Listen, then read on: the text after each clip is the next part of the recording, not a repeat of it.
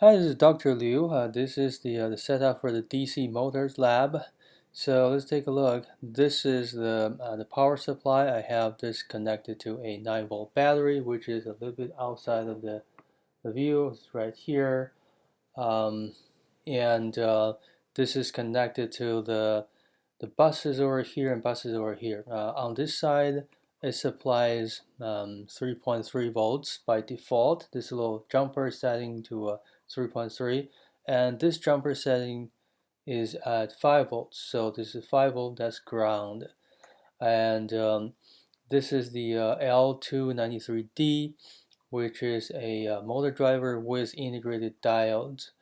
So the wiring is exactly the same as in the lab manual. So let's go through the wiring.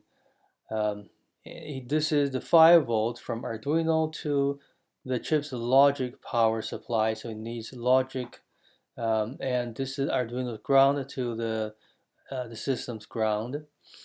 And over here, this is this shorter red is the motor's power supply, which is the 5 volt supplied by the battery. So that is on pin 8. So from pin 1 all the way to pin 8, that's pin 8. And here's another ground. There's a couple of grounds. I connected only one. If you're running the full power of say the chip, which is 600 milliamps per channel, I think, then you should be connecting all grounds, but this is not. So I'm only connecting one ground to the ground here. So that's the black. And I have the um, out. So out channels are controlling the motors. This is out 1, and that is pin number 3.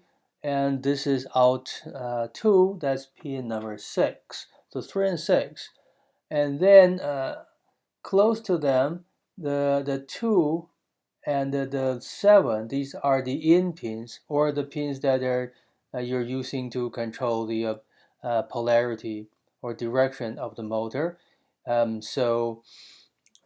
If you have, say, positive voltage here and negative or ground here, then this out will actually receive the positive voltage, and this will receive the ground. So the motor will spin one way.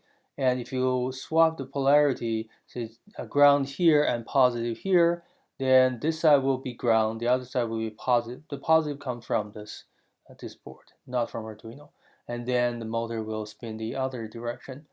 And this green wire here is pin number 1. It is the enable pin for the entire chip, which means if you pull it low, then the chip will be turned off and you won't be able to control the motor.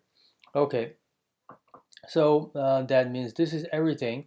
So what I have here is I have the motor spin one way and then the other way. So it just repeats, goes forward and backward, backward.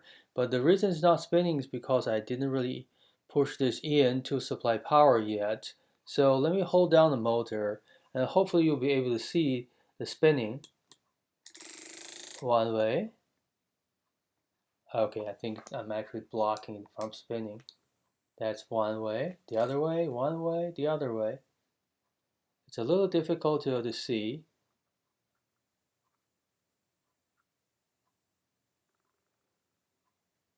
Let me try to lower the white balance.